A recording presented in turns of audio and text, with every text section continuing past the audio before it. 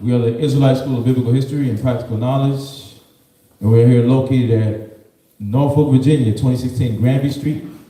And our class days are Tuesday, Thursday, Friday from 7 to 9 p.m. Usually we do it from the YouTube, but right now we're doing it from the phone. Technical difficulties, so I just let everybody know just the class days, just in case anybody new is online. So we have 4 locations.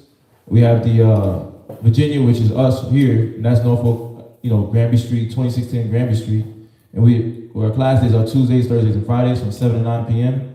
And then we also do the Sabbath morning classes from 10 a.m. to 2 p.m. And, we also have the location in Houston, and they're located at 231 FM 1092, Stafford, Texas. And their class times are Mondays and Wednesdays from 7 to 9 p.m. and Friday 6 to 8 p.m. And then they have their Friday classes offline. So their Friday classes are offline. So if you're local and you want to join them, you can join them on Friday as well. And the Saturday classes are 10 a.m. to 2 p.m. as well. They won't be live streaming, but they will be having class just in case you're local. And we have the Rochester as well too. So Rochester there is 1600 Lyle Ave, Suite 1A, and that's Rochester, New York. And their class times are Tuesdays, Thursdays, and Fridays, 7 to 9 p.m. Thursdays they are live streaming, but if you're local and you want to join them, the address is there for you. And they have their Saturdays as well, their Sabbath morning classes at 10 a.m. to 2 p.m. as well. So if you want to join them local. And then of course San Antonio is 444 Walsall Road, Suite 201, and that's San Antonio, Texas. And their classes are Monday, Wednesday, and Friday. And they start at 7:30 p.m. to 10 a.m. And then their Sabbath morning classes are 10 a.m. to 4 p.m. So you can definitely, if you're local and you want to join them and you're new online and you want to tap into their, those locations, you can do that as well. And then of course we got the different channels as far as different avenues of being able to get the truth out. On Blog Talk Radio, which is blogtalkradio.com/Mashaba, which is Tuesdays and Thursdays, and that's at 10 a.m. And then you have the other channels, which is the Israelite Media Corps, 5 Minutes of Wisdom, the Hidden Truth Bible Show, and those are just different styles of the truth being distributed to our people so that they can be able to receive the word in different forms and fashions. Because a lot of times, a lot of our people have a lot of different things grab people's attention and different. So you're trying to use different methods to keep the word flowing. And also, just a reminder for everybody with Passover. Passover is coming up, and we're trying to get the garments done early so that the sisters don't have to, be, working extra hard and losing sleep when it's coming close to Passover, so that they can actually be able to enjoy the Passover with brothers and sisters and not just be working the day of Passover. So if you want to get that, if you want to be able to get the Passover garment order information form, the link should be in the description. Correct? Rakama? That link should be in the description if they want to order out the Passover garment. So that link should be in the description. And then we also have coming up too on December, the Feast of Lights, the Feast of Hanukkah, and that's on December 18th through the 25th. So if you want to join us live, local here in VA, we'll be here. Obviously, we have the different states. So whichever state that you're in or closest to and you would like to travel to, definitely you can contact us. And I'll definitely, as I'm going down this list, get you the priest's number if you want to contact them as well. And we got the Israel wear too, so if you want to order the Israel wear, right? And Israel wear and that fringed up is, exactly what you see right here. One of his shirts is from the fringed up aspect of the, Israel wear company. But Israel wear is just you being able to get a garment done, with a headband and things of those things, armbands, girdles, garment. So, and if you want to just get draped up, you want to get fly. So, we have those things. And then we have the Hebrew Academy, the Virginia and Rochester locations where on every Monday. So we have Hebrew Academy every Monday. And that's for the men that want to come and learn to be priests. Not just know it, but actually want to live it, be it, and want to help spread the word of the Father. The truth to your people. If you care, if you have that care in your heart to want to serve your people, that's that avenue there to learn how to do it properly. And then we have in Houston, they have Hebrew Academy every Tuesday. And if you're not local, they actually do a Zoom. So if you want to type in with them and through Zoom, if you're not local in Houston, then you can do that as well. And as I said, the priest's number, which is Priest Kazakia for Virginia. You can contact him for counsel. Priest Kwadazab and Kazakia, you can contact both of them for counsel on anything that you might need. A question on a knowledge question, spiritual question, just how to deal with your husband, your wife, whatever it may be, you can ask those questions. Priest Kazakia's number is 757-300-4047. And Priest Kwadazab's number as well, because you can counsel with him as well, is 303-557-8979.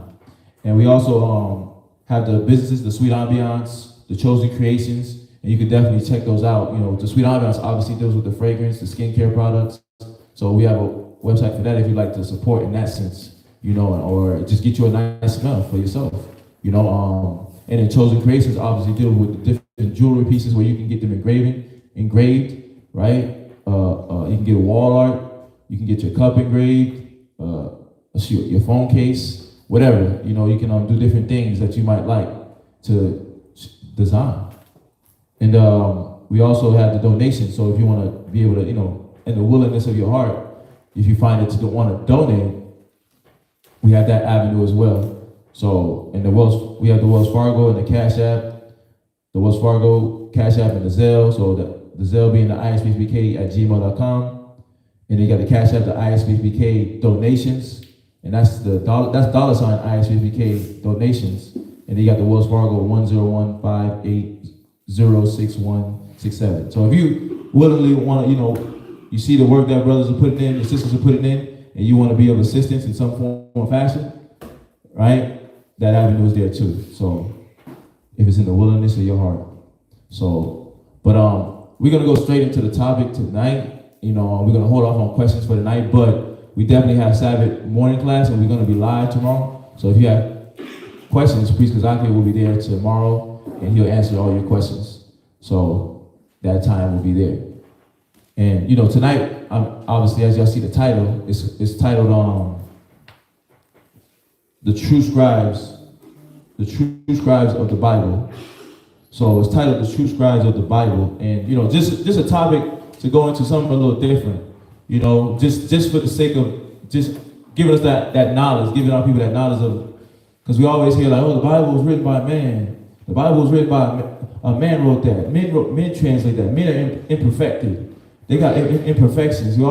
That's the excuse that, let me ask y'all this. What's some excuses y'all hear about when people say about the Bible and it not being authentic? Let me ask y'all in class. Do y'all have any? Go ahead, LaShawn. The white man wrote it. Right, the white man wrote it. Copied and plagiarized from Egypt. Oh, right. That's so far-fetched. Right? Anybody else? No? Okay. Well, yeah, those are some of the fundamental ones that I think really that's the consistent one that everybody gets. Because I've gotten the one you said, LaShawn. I think everybody gets that consistent rhetoric of that little excuse of it was Egyptian when we don't even follow the same laws and customs. So that's far-fetched. That's killed easily, right? Or they just say the white man wrote the book, and that's an emotional statement. That's not based off of any research or understanding or them sitting there and actually opening up the Bible themselves, right? Or they attach it, another reason, they attach it to the fact that the churches was doing wrong. Had nothing to do with the book, right? Had nothing to do with the Father, right? But they attach that logic to the Father. They attach the church with the Father when the church wasn't even trying to uphold the Father, the truth of the Father. Because think about it, the church don't even teach our people the truth. So that's far-fetched. But those are just some of the things that people tell us when we try to show them that the word is true, the word works, the Bible can help you in your life. But today's topic, the first point is, it says, men preserved the word, right? So you write it down. It said, men preserved the word and were inspired by the Father on what to write. And the reason for that, for it being titled that way, is the simple fact that we have to understand that, yes, men did physically do the handwriting part, but these men weren't just like some average individuals, just like a cat on the block selling some weed, woke up one day and said, look, God talked to me. Right? It wasn't damn Tyler Perry dressed up as Medea and saying the Holy Spirit jumped on me. Right? Or a Scientologist who damn near messing with little kids on the low and being a pedophile and woke up and said, God spoke to me. It wasn't that these type of individuals. You got a question? Oh, men. So it says, men preserved the word and were inspired by the Father on what to write.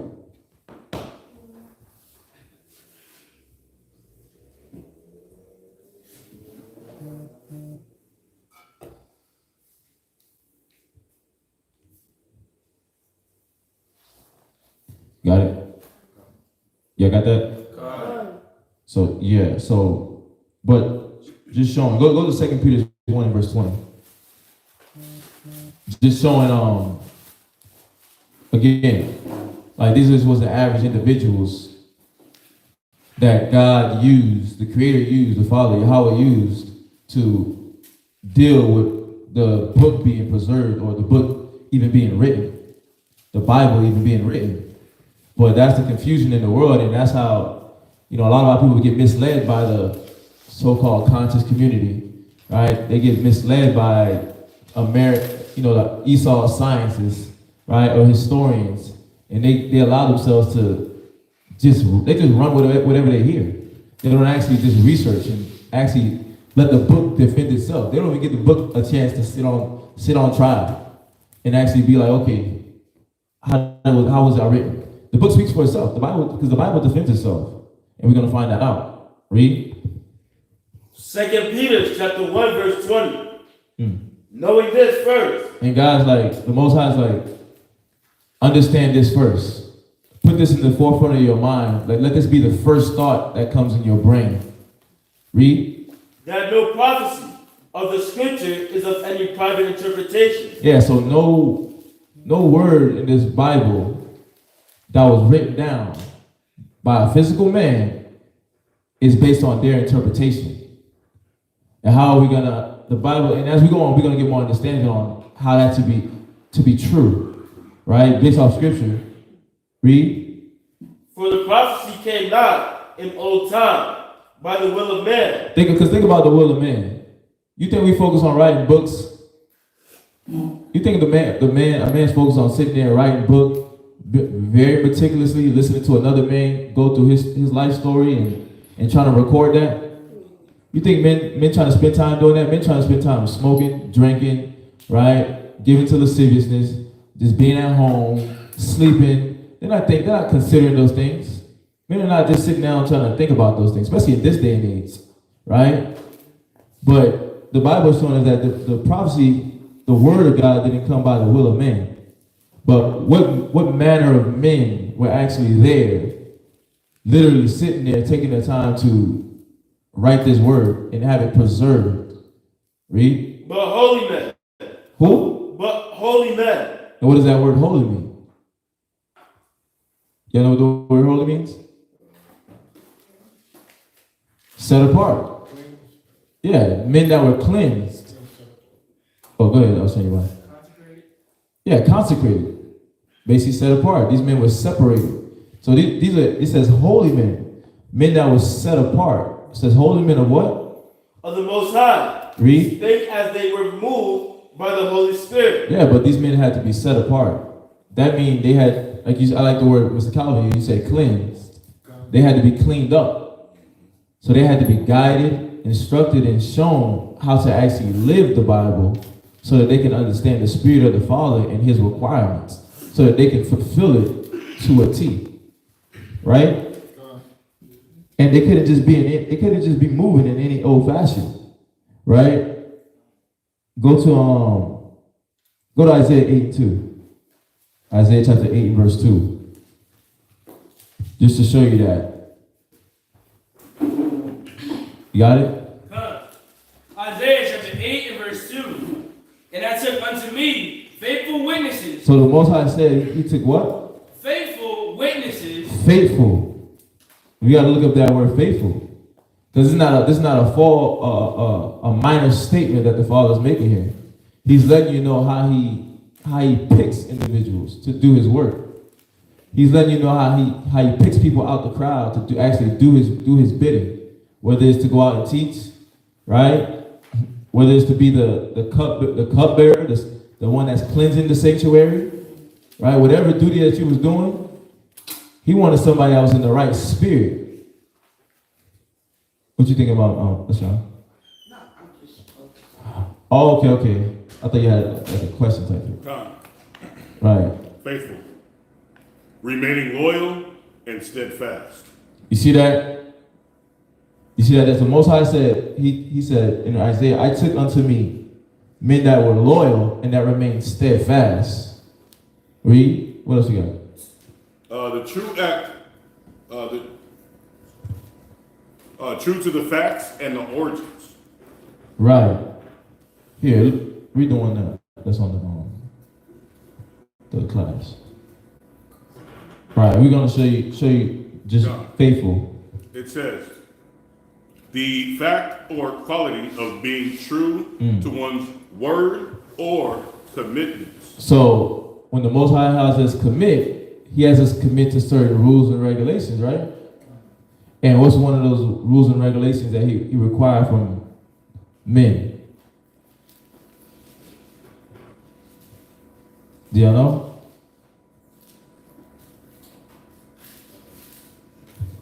Go ahead, Ms. Cobb. Like you're thinking about it. Only thing I can think of off my head is staying true to your word. Staying true to your word, right? And one of the things is not perverting the judgment. One of those things is He requires us not to pervert the judgment. Go to the verse you had in Exodus. Exodus chapter 18, verse 20. This is the type of men that the Most High wanted. Good morning. So this goes into that these faithful men, right? So when did these faithful men start and begin? We're going to start in Exodus chapter 18, verse 21. Exodus chapter 18, verse 20. Yes, sir. And thou shalt teach them ordinances and laws, and shalt show them the ways where they must walk. Right. So this is when Moses and Israel came out of Egypt, right? So during this time period, Moses was doing all the work, and now he's getting counsel from his father-in-law on how to deal with the nation, right? So now he's getting the counsel from Jethro, and he's saying that he got to read it again. And thou shalt teach them ordinances and laws. So he's got to teach the men that he was going to appoint with the word of the Most High. He has to teach them the laws. He has to teach them the orders. Go ahead. And shall show them the way wherein they must walk. So he's going to show these men how to commit their actions to being faithful to the Most High through the word. Go ahead. And the work that they must do. And the what? And the work that they must do. Right. So this wasn't an easy task. You didn't just hear a couple of words and then okay, I'm gonna follow it. I'm gonna follow it for a time. I'm gonna write a couple of things down. I'm gonna write some notes and stuff like that. No. What you're gonna do is you're gonna follow it to the T. You're gonna dot every I and you're gonna cross every T. You're not gonna just write these things down, but you're gonna perform it. Go ahead. Moreover, thou shalt provide out of all the people able men. Wait a minute. You're gonna choose regular people? Able men. You're gonna choose Joe Schmo from the block. Able men. No, those able men are those faithful men. That goes back into that definition. It says the fact or quality of being true to one's word or commitments. So he's going to find these men who are committed to keeping the ordinances as it was delivered to you. That's what Paul talks about in 1 Corinthians chapter 11 and verse 1. Keep the ordinances as I deliver them to you. And this is what Moses was doing. He's finding able men who's going to keep the law, statutes, and the commandments, who's going to keep the standard. And in this case, men who can not just do it, but they're going to write it down as well. They're not going to leave out details. Go ahead. Such as fear the Most High. Those who who respect and cherish what the Most High has given us and done for us. Go ahead. Men of truth. Men of what? Men of truth. Men who aren't hiding and being manipulative, and who's not going to turn the word into what they want it to be. They're going to give you the truth, the full truth. That's why it says in St. John 8:32, you're going to know the truth, and the truth's going to make you free. Right? But in order for you to know the truth, you have to find truthful men to write down truthful things from the Most High. Huh? Go ahead. Hidden covetousness. What? Hidden covetousness. You're not trying to do this for your own secret gain. You're not trying to get paid under the table and then write something down or make certain laws that you think is fitting for yourself or for the next man. Because the rules, as they apply to the nation, they apply to you as well when you're writing it down. And sometimes people like to pass the buck doing that stuff. So he's looking for men who is going to be able to write down the word and follow the word at the same time. Just on the word truth. Go ahead. It said, Truth. Exact accordance with that which is or has been or shall be. Truth of history. Right. So you're writing down all occurrences. You're taking notes on all things and not leaving out any details. We need faithful men who's going to be able to do that. And that's what Moses was looking for. And that's what the scriptures are, men full of instances where they've done that without leaving out things. right. Go ahead. And place such over them. And what? And place such over them. This is during the time that Moses was giving out that rank. He was giving out that officership. Go ahead. To be rulers of thousands. Uh-huh. And rulers of hundreds. Rulers of 50s. And rulers of 10. Right. So the same way he's committing these men to have rank, the Most High committed these men to have the knowledge, wisdom, and understanding to write these same things down and keep the ordinances as it was delivered to them. That's it. And now jump back to that Isaiah 8:2. Isaiah chapter 8 and verse 2. And I took unto me faithful witnesses. So these faithful witnesses, so individuals that was gonna stick to the truth, men of truth, they was gonna write what they seen, write what the Most High put in their spirit about what was going to happen, and then what the Most High showed them about what did happen in the past. So they wasn't just gonna write anything that they wanted based on their feelings and how they felt. Oh, I'm angry today, right? I like pride. I'm not gonna just try to twist the word and be like, it's a prideful man gains riches from gains riches of wisdom from the Most High. I'm not gonna put something strange in the Bible because I felt emotional this day. He's gonna stick to the word according to what the Most High wants him to put in there. So he's not gonna twist and turn. So his ideology is not gonna come into play. His logic ain't gonna come. His emotions, his weakness is not gonna come into play. He's gonna be a man of truth. He's gonna stick to and conform to the reality. And that's where it says, faithful witnesses to do what? To record. To do what? Record. So record. Let's look up that word record.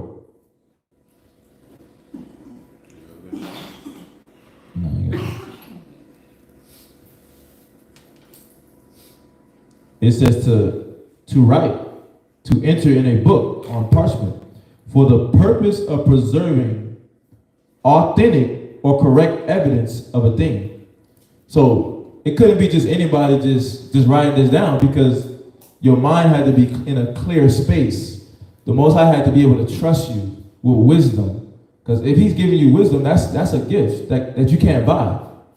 If he's giving you the wisdom on what to write and how to write it, what words to choose, how to structure the sentence, how long to make the sentence, how short to make it, right? What picture to paint, what parable will help this brother and sister understand the word and wisdom. You had to be in a clear space because it had to be authentic. The Most High is like, he had to pick faithful men to record. Read. Uriah the priest. And Zechariah, the son of Jeberechiah. Going back to that office. These were priests doing their office. Right? It wasn't just average cats writing down the word of God. These men had to actually live up to something first before the Most High put them in that position to write the word. And for them to be put in their spirit to be sparked to write the word. You see that?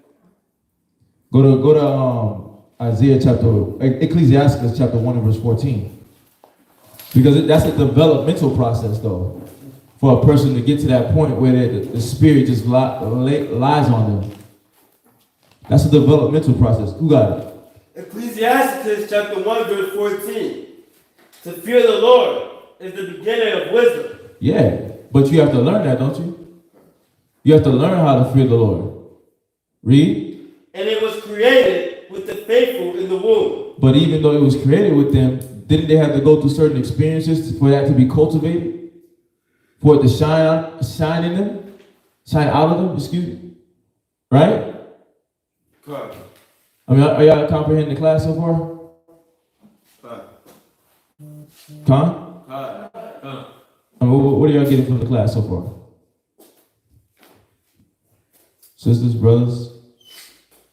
Rockama? What I'm getting so far is,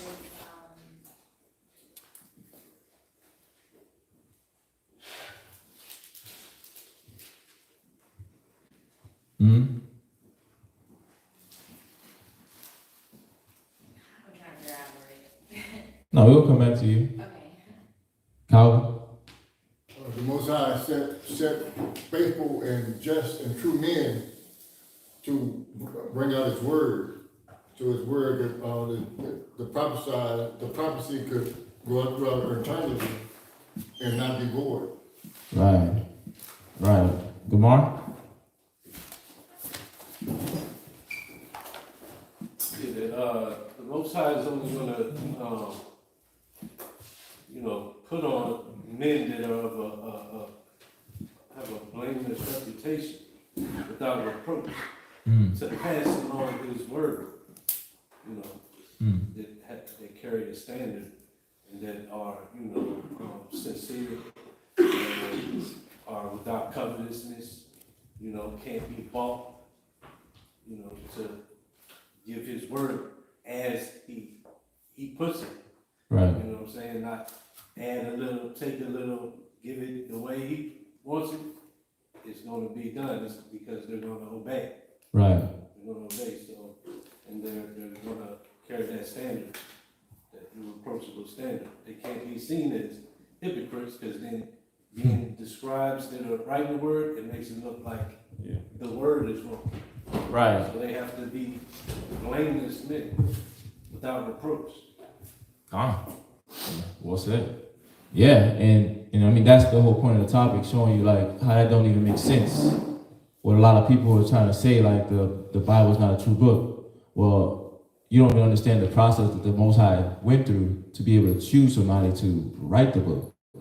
So when you're speaking without true wisdom, like without any facts. You're speaking without facts that don't, you're going off the basis of emotion or something you heard. Because you don't even understand the Most High's choosing process. He's letting you know through the word that these men had to be men of truth. They had to be faithful witnesses. Like somebody that wasn't going to pervert the word based off of their own agenda. Like somebody shot them some money on the side and like, hey man, just take out homosexuality out of the Bible. Take that out of the Bible, man. I'll shoot you $100,000, $1 million, a quarter. Like these men couldn't just like, they wasn't going to do that. What you going to say? Yeah, and like what you have today shows that that's what He chose, because what does the world love? The world loves everything that's against what's written. Right. You know it couldn't be a worldly man that wrote it because everything that the world loves, the Bible is basically against it. Right. Like homosexuality is prevalent in the community, but homosexuality wasn't taken out of the most popular book In the world. in the whole world. Yeah. Right. And then people want to speak down on individuals. Because funny, they don't. Some people speak down on the Bible, but a lot of people speak down on the individuals that's teaching the word more so than anything, and then they try to just twist it, make it seem like, oh, that was the past, right? Because the word is true, but it pierces, and like you said, the average individuals ain't just agreeing with the word. Why? And that's how you know it's the truth, because like people just ain't agreeing with it in the sense that because it's pricking their heart and it doesn't allow them to feed into their weaknesses. But think about how much more people cleave to these other faiths, because it allows them to, like just dealing with the Muslim faith, it allows them to cleave to that cigarette still. right? Some of them still in the streets selling drugs. Buddha just let you do whatever, as long as you're happy, free, and lucky, right? Being peaceful. Yeah. As long as you're being peaceful, you just could do whatever, right? So, but God has a requirement, like anybody can't just write this book. Like think about it, even with the Egyptians doing homosexual acts. And I think one of the guys received power through like doing something homosexual on it. I forgot his name. One of them, he sodomized himself and then spat it out, and that's how you got the Nile River. Right. Like, think about that. That's strange. That's weird. But that's what they don't have no standard. Those guys, they don't have no standard. So, of course, they're not going to require anything from the person that, let me know, first of all, they're not even real gods. But for the conversation's sake, right? They don't require anything from themselves. You think they require anything from their men, their women? They're definitely not. But the Most High, He's requiring stuff because He lives all these things that He's telling us to do. He stands by all these things He tells us to do because He's a man of truth. So He's requiring His people to be of truth, and for you to be a truthful an individual that's dealing with His word, you got to be of that truth and be clear for you to be able to be that faithful witness. Where you at, Malachi? Ecclesiastes chapter 1 verse 14. To fear the Lord. That's it on that one. Where did you want to go? Wisdom of Solomon, chapter 1 and verse 4. Wisdom of Solomon chapter 1 verse 4. And we're understanding that the Most High chose faithful men. How do we know he chose faithful men? Because the Bible says this, read. For into a malicious soul, wisdom shall not enter. Because anybody who has a malicious spirit, the Most High, he can't use you. You're not malleable enough to write His word, to be a scribe for the Most High. Why? Because when you look into that malicious spirit, they're going to do it for their own gain. They're going to do it for their own comfort. You know? So the Most High is showing you out of His word, look, how do you know I got the right people writing my word? Because wisdom will not enter into a malicious spirit. Go ahead. Nor dwell in the body that is subject unto sin. Nor a person that goes into what Gamaria was talking about, being hypocritical, being without reproach, right? Being blameless. I can't use this person to write down my word if he's not beyond reproach. That's it. Yeah, but you see how you like this is even armor for yourself. Like it put in your brain when somebody tries to step to you. Now you already know how to even go through the mental process and show them how like what you're saying don't even make sense. Because God didn't just choose anybody. Like a lazy cat couldn't just. A cat that didn't know what he was talking about or doing, like that didn't even know languages. A cat that didn't even know how to speak multiple languages and write them fluently, right? Couldn't even come up to it. Like, let alone that type of individual, right? But that much the more, the man had to even just be in the spirit. He had to be in the spirit. He had to be had a good moral character for him to be able to write the word. So you got to see this. You got to say this over. Dang, this is ammo now. So when I'm stepping with somebody try to tell me about the Bible and God. Now I got certain scriptures to be able to backload and communicate to them about. Somebody that actually want to listen is going to actually sit there with you and take the time to understand where you're coming from biblically, right? But now you're getting that understanding a little bit more. But I like what you're saying because you know when you look at the scribes, when you look at like Baruch, who followed around Jeremiah, right? So how do you know he was striving to be a righteous man? Because while the world was going about partying and drinking and giving into gluttony, right? What was he doing? He was grabbing onto him who was a Jew. He was holding next to the man, learning the righteous things, not just writing them down, but learning how to be righteous himself. So why would the Most High use somebody like that? Like, dang, okay, I see. Like, he's not going to use the little Joe Schmo wino that's sitting outside of 7-Eleven who sings and smokes and smells like Black and Miles and 40 ounces.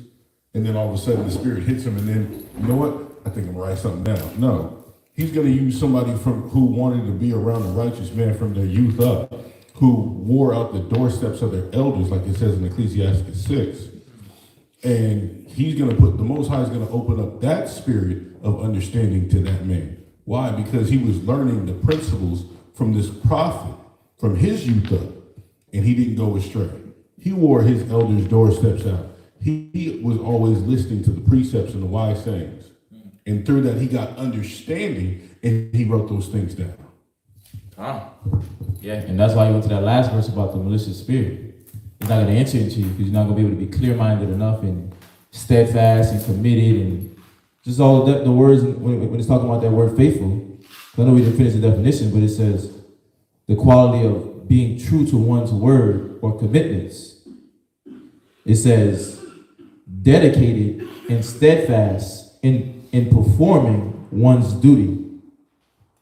So you're dedicated and steadfast in performing one's duty. So you're dedicated and steadfast in your duty. That means nothing can deter you, right? Lust can't deter you. Doubt can't deter you. Envy can't deter you. Jealousy. So these things aren't a factor when you're doing the work of the Father. So when you record in the Word, and when you write and you scribe it and you're preserving it, your interpretation won't come in because you're walking in the Spirit of the Lord. And you're like, I'm serving the Father. The Father, I'm doing this bidding. I'm working for a cause, because that's actually the definition of faithful as well. I'm working for a cause. I'm working for the Most High's will to be done, that his people can have this word. So go to 1 Corinthians chapter 4, verse 2. 1 Corinthians. And this is just the confirmation to show you that the Most High required us to be faithful. Who got it? 1 Corinthians chapter 4, verse 2. Moreover, it is required. Is what?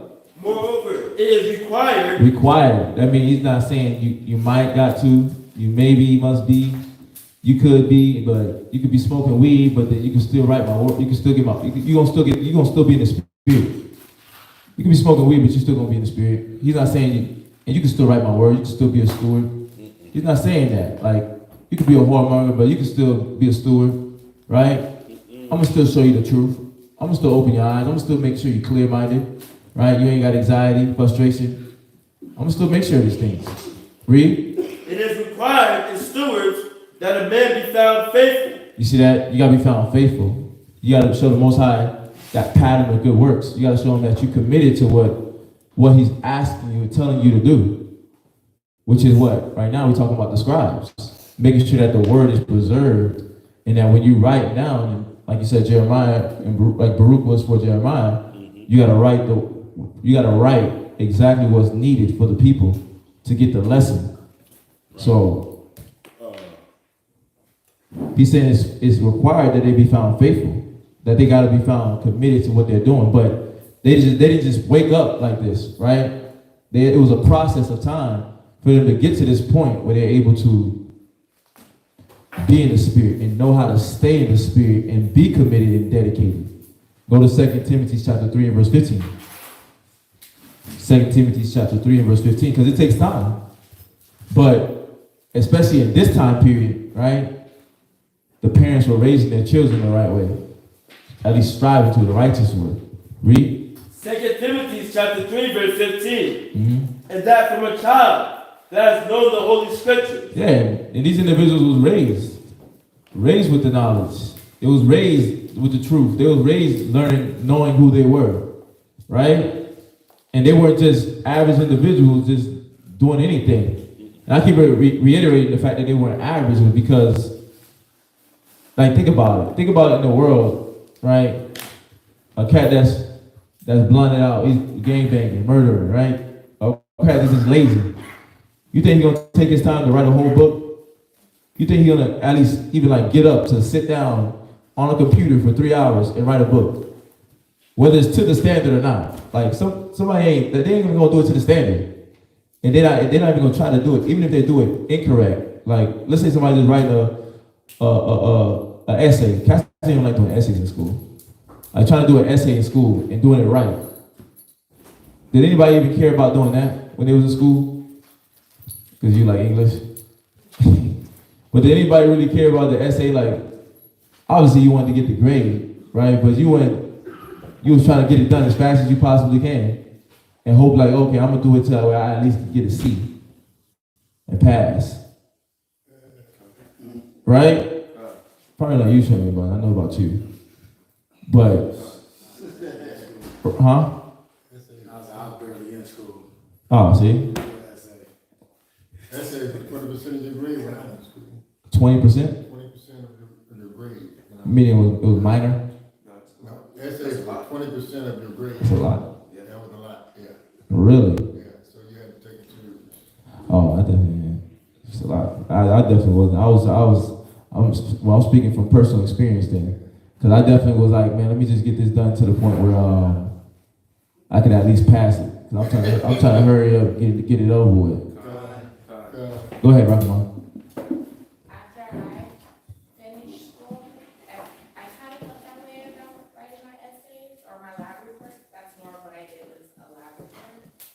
But even like at the end of it, like I had to come up with a conclusion of like what was the whole point of the lab that I did. But now that I go back and I read my essays, they were pretty important.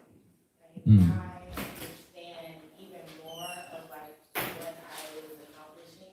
And my lab report explained everything that I did from start to finish. Like I had my materials and the method that I did, like what was my results. Right. I even had to use sources. Oh, you was into it. Yeah, so it was, at the time, I was kind of like that, where I'm like, I need to get this done, but I was more of like that, I had that feeling because I had other essays to write too, and other homework assignments, so I definitely felt like I rushed through them, but whenever I go back, and like every time we move, I end up going in the same lab reports and my notes and stuff like that, and my essays. Right. Every time I like see them and I take a second to read them, I'm like, this is pretty deep. Because it has all of what I actually did. Like how we were explaining Baruch following Jeremiah, that's what it was. It was like I wrote down what I actually saw, what I actually did, why it was important. Right. Because you was committed to it. That was like a passion of something you wanted to actually accomplish and stick to. You want to make that like your livelihood. Yeah, but that's the same. But in that sense, you know, I know I did. Me personally with essays, I was trying to get it done. I wasn't into that. I'm more like a research guy. I like to research things and put pieces together. That's more what I was. That's what I was into. Not writing and essay and all that type of stuff. But just even in the perspective of what you're saying, that it was something because you was into it, and it holds stock in your life. But that was the thing about the Most High when He was choosing these men. They had this word had to have value in their life, and they had to actually want to live it and uphold the standard that is speaking of, like being a man of truth, being an honorable man, like the 1 Timothy 3:1 say, being blameless, right? Not a striker, not giving them much wine, not a brawler. All these different things had to matter to each and every one of all those characteristics had to matter to an individual that was being tasked with the job of preserving the word. Because this was like, these are the things that save our lives. Like the word, think about what the word is doing for us right now. Like us, everybody coming from different walks of life, but it's rehabilitating individuals that use it. Right? It should be rehabilitating, but think about it. A man that's not in the spirit writing the word, this word wouldn't hold no power. It wouldn't have any effect on anybody's life if this wasn't like the word of the Creator. Because we done tried so many different routes of like just wisdom and knowledge and so-called wisdom. I'm gonna say that, so-called, right? Because the knowledge of wickedness is not knowledge at all, right? So-called, we tried so many different things and it gave you a little peace, but then it still had you frustrated, still had you angry. It never taught you how to deal with anything. But this word taught you how to do something with your life. It taught you, it's teaching you how to do things and how to have care about things. What you just want to say? Isaiah 34:16. Isaiah 34:16 on that. Isaiah chapter 34, verse 16. Go ahead. Seek ye out of the book of the Most High. And that's what the Most High wanted you to do. He didn't want you to go anywhere else. He knew Israel was going to be hard-headed. We would go into slavery. We would get beat the hell up. But he still, matter of fact, hold that. Could you grab me 1 Corinthians chapter 10 verse 13 real quick? 1 Corinthians chapter 10 and verse 13. Yes, sir. Hold where you're at, Shani Bun. Yes, sir. Go ahead. There have no temptation taken you, but such as is common to man. Right, because what the temptations, the things that would befall Israel in our lives, we go through some hardship. The hardship of life. The temptations that the world wants to make us more filthy, right? But he knew that would happen because of our disobedience. We would go into slavery and all these things would happen. Go ahead.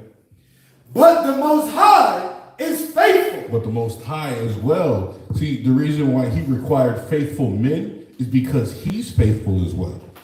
Right? You see that? Makes sense. Go ahead. Who will not suffer you. But he's not going to let anything happen to Israel.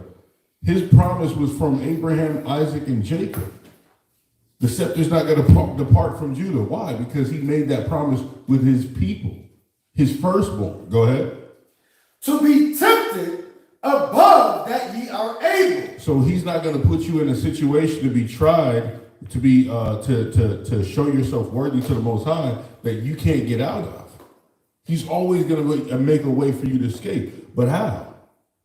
Go ahead. But will, with the temptation, also make a way to escape. He was always going to make a way for you to escape. But what was it? First off, he had to use righteous men to write these things down. And then he had to do this. Go ahead.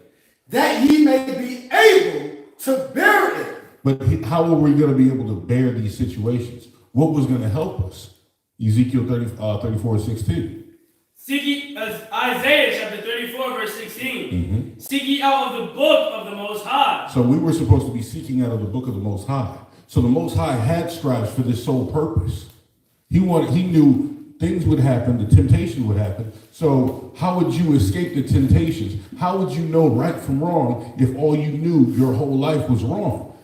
Go ahead, read it again. Seek ye out of the book of the Most High. Now you have to seek out of the book of the Most High. And when you do that, you are going to escape. Go ahead. And read. No one of these shall fail. Because he's letting you know, I chose faithful men from the beginning, the same way that I'm faithful to write these things down. And guess what? When you follow it to the T or to the best of your ability, you get somebody to teach you the law, statutes, and commandments and how to follow it. None of these things shall fail. If you give yourself to it, dedicate, learn my word, read from cover to cover, get understanding, precept upon precept, line upon line, here a little, there a little. Go ahead. None shall want her mate. Nothing is going to be compared to this. You could read the Bible up, down, left, right, horizontal. And then when you do and you get studied in it, you get familiar with it, everything else is nothing to be compared to the Bible. Why? Because they don't speak according to this word. Why? Because there's every Tom, Dick, and Harry that wants to feed into their lust, but it's the opposite of what the Bible shows. You're like, wait a minute. So if I want to get gratification, I got to do this, but then, wait a minute. If I want to get closer to the Father, I got to do this. Polar opposites. You'll have understanding because you're rooted in the word. And that's what the Most High used. He used the scribes to make sure a book of remembrance was for you so you can have a way to escape. And that book of remembrance is nothing to be compared to the filth that was to come or that shall be or that was. Nothing can hold a candle to this word. Go ahead. For my mouth it hath commanded. That was it. Yeah. But with that, he's just showing you that, think about it. A lot of temptations will come at you. These men had to be faithful because it's like they was literally, especially at that time period, they was suffering under blood. Cash was really trying to murder them, trying to murder the men that was trying to really serve the Father. But these men had to be strong. They had to be strong-minded to be able to not fall to the temptations that was being presented to them. To be weak, right? To just cave in and not uphold the word in its purest form. And these individuals, like I said in the verse, to seek ye out the book, it's like, well, dang, if the Most High tells us every word is pure, then don't you think the individuals that's writing it got to be pure? Isn't that always how he always works? Let's just look at us. When we're not in the right state of mind, negative happens in your life. Chaos happens. So you don't think if these individuals wasn't in the spirit, you think the Most High is just going to allow them to just write the book? No, he's going to check them. He's going to check them and not allow them to partake, push them out the way, and put somebody else in play that's going to do it the correct way with their whole spirit and be dedicated. So it's important that we keep that in mind. But go to Job chapter 32 and verse 8.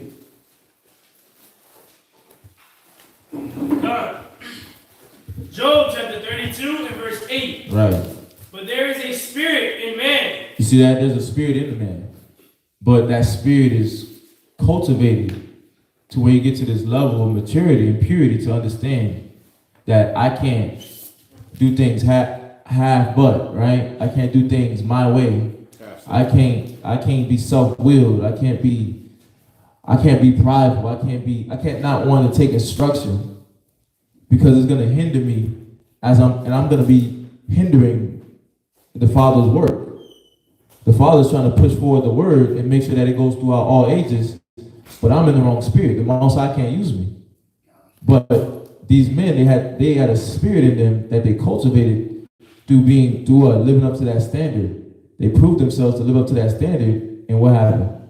And the inspiration of the Almighty giveth them understanding. And the Most High was able to inspire them to give them the understanding on what they needed to do and what level of work they needed to put in, and then have them in a disciplined mind to where they were willing to put that type of work in to make sure that the word was preserved. And that's why it says in 2 Timothy 3 and 17, 2 Timothy chapter 3 and verse 17, this is why the Most High says this. God. Read. 2 Timothy chapter 3 verse 17, that the man of the Most High may be perfect. Right. And that perfection came through the fact that when you read above, read above real quick. Verse 16. Mm-hmm. All scripture is given by inspiration of the Most High. So the same scriptures were used on them. The same wisdom was used on them to make those men sound in the faith so that they could be strong and clear-minded to deal with the word of the Most High and make sure that it's preserved and that they write exactly what the Father wants them to write down. But they had to get corrected to make sure that they can take correction, they can follow instructions, and that they wouldn't pervert the judgment of the Father. They wouldn't pervert the word of the Most High. Read. And it's profitable for doctrine. Right. For reproof. Mm-hmm. For correction. Right. For instruction in righteousness. And they had to be instructed in righteousness and proven. They had to be proven men. Read. That the man of the Most High may be perfect. Showing that they've reached a level and a standard and stature so that I can listen, I want you to write my book. I want you to write the Bible. I want you to translate the Bible into this language. And the Most High hit you with a spirit to do so. Read. Thoroughly furnished unto all good works. And this good work was them actually just translating, writing the Bible, right? And we're gonna find out in Verse 15. So when did it start? Mm-hmm. Oh, go back to verse 15. 15. Verse 15. And that from a child. So this is when it started. That spirit that dwelled in you that wanted to do right, it started when? From a child. That's when it starts. So are kids held accountable? Time. Can a kid learn to be righteous from an early age? Time. Can he put off the filth of the world at an early age as a child? Yes, sir. And that's when the Most High started working with you. That's how you knew. It said from the womb, right? He would put that faithful spirit in you. So go ahead. Thou hast known the Holy Scripture. You took in the time, instead of doing what normal children like to do, you took the time to learn the Holy Scriptures. You took the time to look up the precepts, to look up the definitions, to get understanding. Go ahead. Which are able to make thee wise unto salvation. Because you understood at an early age, you grasped the spirit of understanding that this will make you wise and save your life in the future. Because when is it needed? As soon as that world hits, as soon as you become conscious enough in your mind and you got to go to public school, you got to think about that. So from our youth all the way to our grown up and elder stage, that spirit of wisdom got to be with you. But that's when it started. Go ahead. Through faith, which is in Hamashiach. That's it. Yeah, and the purpose of that scripture is just understanding that these men had their spirit had to be built up in them. That spirit had to be built up in them, and those things was being worked on them. That the spirit that they had to work out of them to be used by the Father was being cultivated from the time that they was a youth. And that time, and they when they came to that mature state, whatever age that was, and the Most High wanted to use them, He used them to preserve the word. He used the righteous word to keep it going on for the next generation. Go to 2 Maccabees chapter 2 and verse 23. And this is just showing, and the reason why I went to all those verses, right? The inspiration, the Most High inspiring these men, is to show you that they went through a whole process before they was actually being able to be chosen by the Father and used by the Father to even preserve the word. But now these are some men right here that went through that process, right? Our people that went through that process, and now they're in a time where they have to preserve that word because the people were in need of it at this time period. Read. 3 and 23. Come. 2 Maccabees chapter 3 and verse 20. Oh, 2 and 23. 2 and 23. Come. Mm-hmm. 2 Maccabees chapter 2 and verse 23. And before we go on, I want to make sure everybody's following along. Like, do y'all get the point of the class so far? LaShawn? You grasping the... Hmm? No, I just want to see if everybody's following. Okay. Rucha? Concept. What are you getting from the class so far? Like the point? Like just on the last part with Timothy's, just letting your spirit get worked so you can build up in these certain times. What are you seeing that? Are you seeing the fact that these we talking about the scribes, but them being able to be used by the Father? That's how they were able to be placed as these great men, because the spirit worked on them, from a certain time they became men. You said who? You speak a little louder. I'm trying to hear you, but then they also online too. Oh, God. Oh, my fault. Yeah, so like Jeremiah, he was used as a young man. You could say he was a child.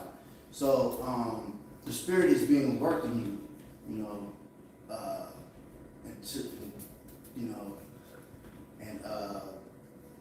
these men became great because they were used. The spirit was continually working them. That's so far. Okay. Say your bud. What I'm getting from the class overall is that there's a standard as far as a man, and then as a scribe, you have to follow that standard that was given from the Most High. So you could be renowned, but not also for the fame, but it's just right to do. If you was chosen by the Most High, you had a certain standard and morals that you followed from your youth up in order to be chosen and select to write anything in its Bible. Right. Asa? Kind of basically the same thing. Yeah, the Most High is not dealing with filthy individuals to handle the word of God. Right. Especially the righteous holy word. Right. But yeah, basically what everybody else is saying. Come. Most High requires the standard. Right. Yeah, you got to be clean, not unclean. Otherwise, you couldn't be used. And just this is the whole point, with what everybody's saying, you have to meet the standard, but just being able to show you that in your mind, when somebody comes to you and tell you the Bible was written by man, you understand that, yes, but these men weren't just regular people walking about doing any old thing in life. They had to really meet the requirements that the Father wanted them to, so that they can be used, so that when now His word is being published, like you said earlier, right? It was blameless.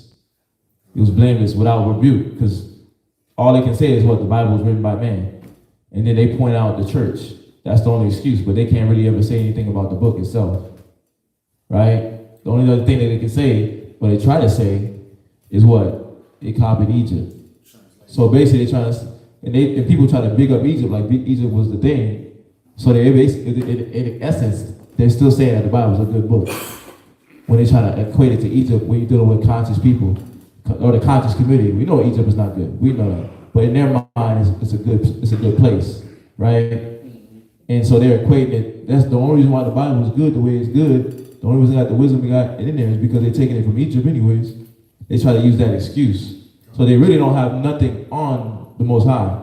They just try to find little excuses that fit their anger and their emotion. And that's because he used what? Men of standard to write this book. And it's untainted. So when somebody try to speak against it, they're not able to. And that's the point of this class, to be able to show you that. And for you to be able to understand how the Most High works when choosing people to scribe. Go ahead, LaShawn. I want to apologize for saying I don't want to talk. That, I guess I heard the same thing that they're saying, because you asked the question, the same question earlier, and I guess I didn't know how to put it in any other way. Right. So I do want to apologize. I didn't mean it like that. I just didn't know No, you're fine. no other way of how to put it, because it was already, that question was already addressed. Right. So I didn't know, okay. No, you're good. I understand. Okay. You know, I mean, I asked because, you know, like you said, somebody might have another way of saying it. Okay. And it might assist somebody online or somebody sitting here to better grasp what their mind is trying to put together, because somebody may not understand. And that's why I asked too, to make sure that everybody's following, so that we're not just going through a thousand scriptures and saying things and people don't really understand what's going on. I'm following. Okay, just trying to make sure. So go ahead and read that 2 Timothy 2 and 3. 23, right? 23, come. 2 Maccabees, chapter 2, and verse 23. Mm-hmm. All these things I say, being declared by Jason of Cyrene in 5 books. Right, so some individuals, and one of them being, they point them out, Jason of Cyrene, right? Writing 5 books, read.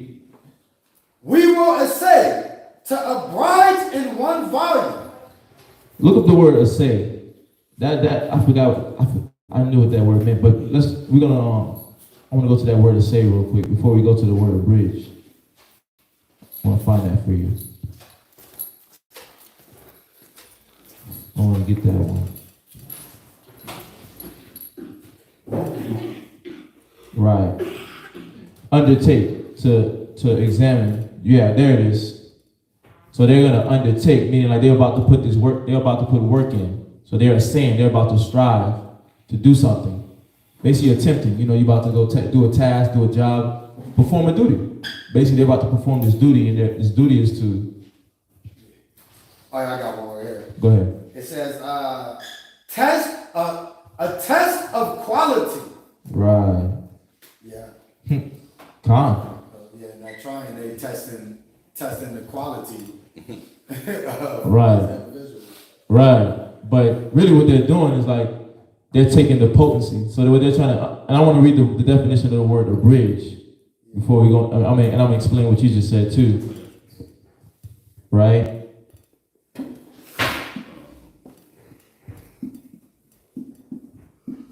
Because what you said was put on point too, because they're testing. And really it's not like they're testing, it's because they're about to undertake. They're basically saying that they're about to try and take on this task, this duty that the Father has put before me. Right? So the Most High put his spirit on them to undertake this task. And that's what it says we're going to begin to assay. Right? We will assay to abridge. And abridge basically means, it says this. Y'all want to write it down. Right? It says shorten. Right? It says a piece of writing. Shorten a piece of writing without losing the sense. Shorten a piece of writing without losing the sense. And the reason why that's so important is because, think about it, when the Spirit will hit these men, David, Solomon, Paul, right, Jeremiah. So these men were just literally or if they were writing it themselves, it was in letter form. So it was just a bunch of words, a bunch of sentences that was put together. Obviously, they made sense, but for somebody to put this into a book, they wasn't just going to put any old thing in the book, right?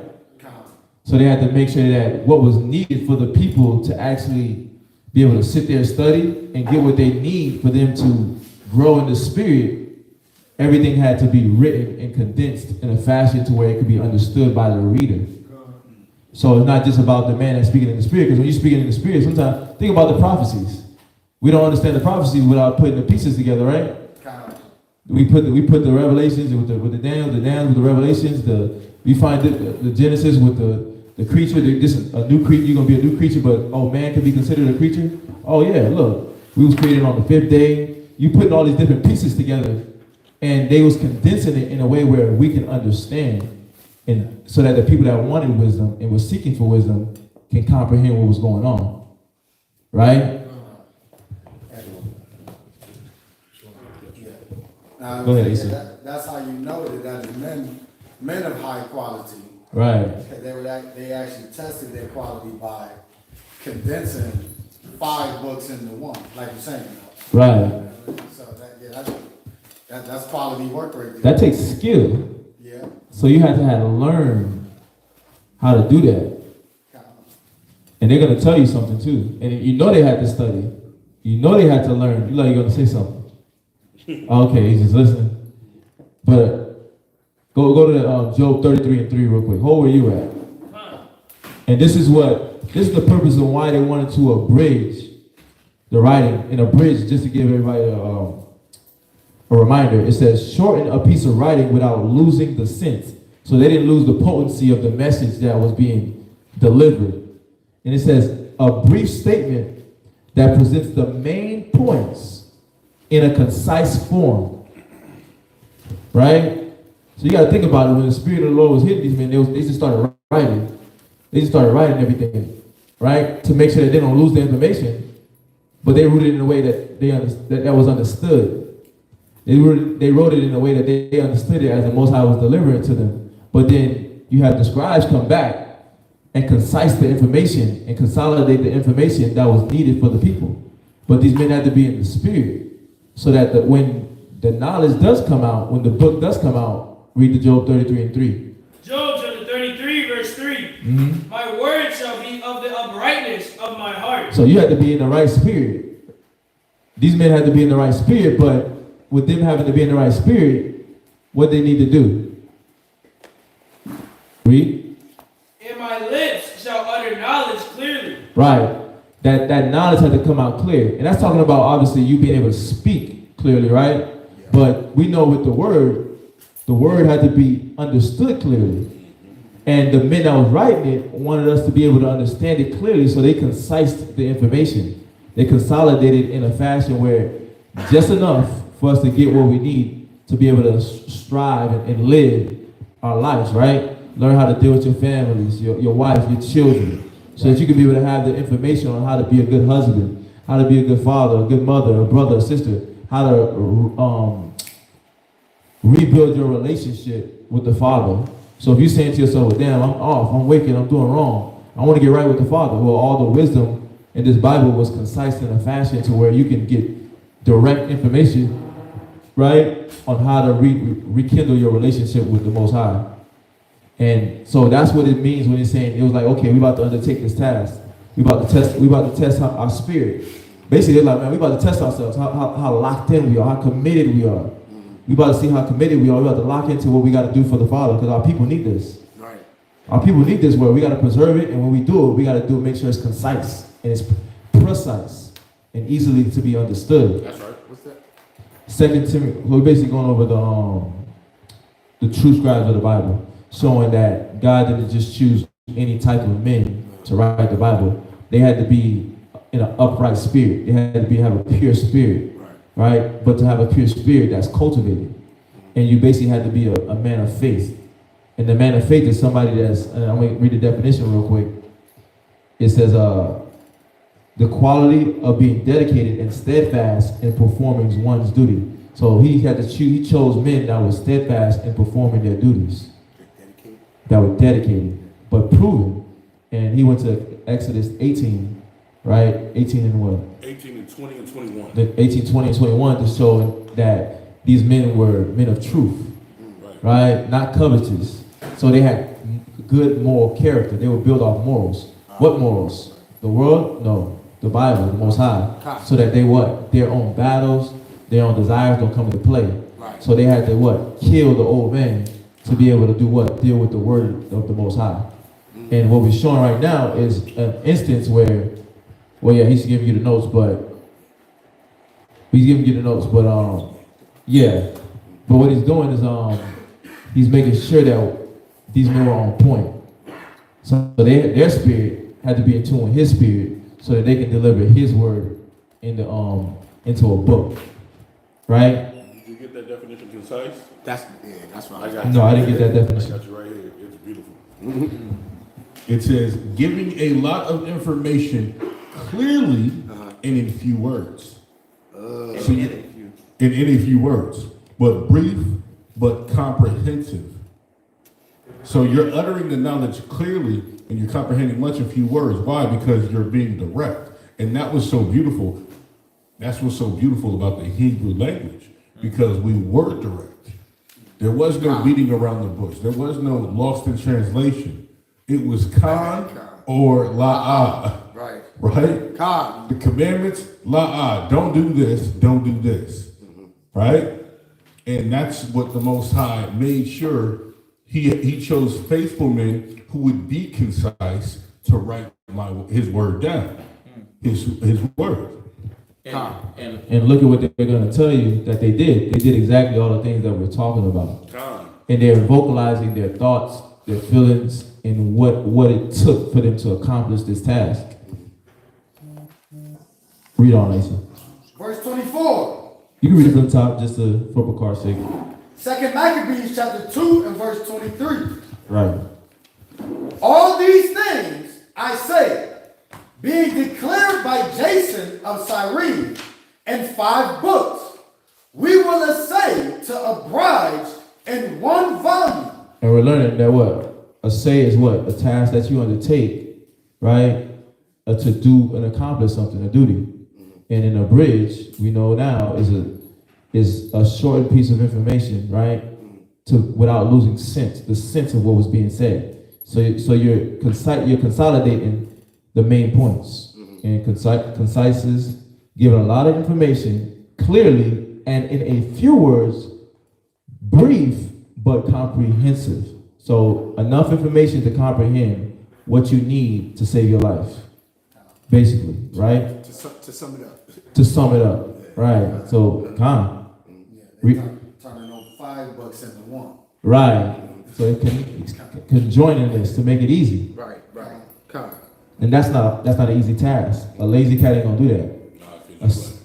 Go ahead. So when you read, you got to think about it like Ezra. He wrote a lot of books. Right. The scribes with him wrote a lot of books, but then you like, oh.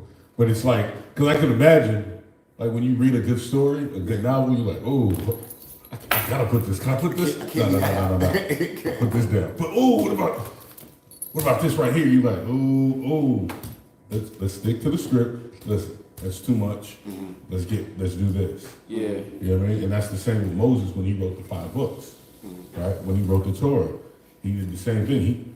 He was up on the mountain 40 days getting told and shown the beginning and the end from the Most High. Yeah. But he was like, okay, but we're gonna write this down right here. Yeah.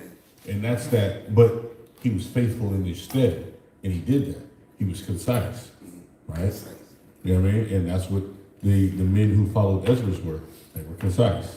I like that word. I like when you bring it out, because it made me think of like, you know how you ever put together something and the directions is super overcomplicated, it makes you frustrated. You know, then you get that one item where it's just like picture, bang, bang, bang. That's how the scriptures is. That was like the machine we got today. What? Talk about it. No, it was simple because the pieces, like we got the crate off, and we took all the purple pieces off the doors, and we picked it up. It was that easy. No wires, everything was boxed up and packaged already that was inside of it. Took that out, took off the doors, boom, we moved it. It was like playing with Legos. Everything was concise. Heavy Legos, kind of. Heavy. Oh, yeah. I got one to go right with this. Go ahead. Amen. Con. I got John chapter 21 and 25. That ain't in there already. John chapter 1, verse 25. 21 and verse 25. Go ahead. I don't have that. You got that? Go ahead. John chapter 21 and verse 25. And there are also many other things which Yahweh did, Oh, con. Good. the which, if they should be written, every one, I suppose that even the world itself could not contain the books that should be written. So the Most High is showing you like, yes, he's saying like, because people like to try to say they took things out of the Bible. Well, the Most High is telling you right there, he didn't put certain information in there because you didn't need certain information.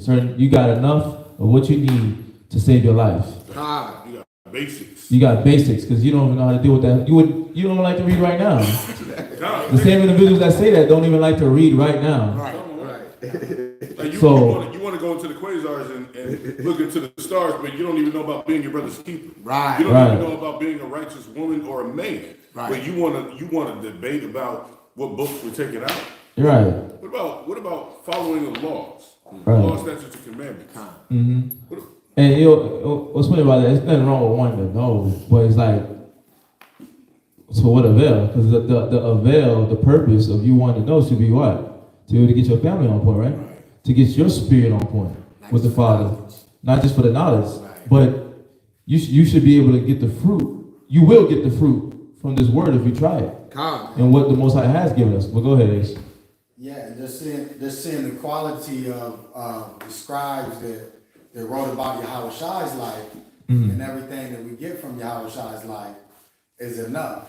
Right. It's compact, but It's compact. it's powerful enough Right. to affect us and to know his great character. Right. Like they didn't have to go through his whole life.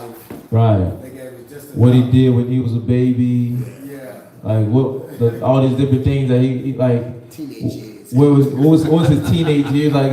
We don't. What profit does that have? Right. That's called fun knowledge. We think about it. We say we at a war.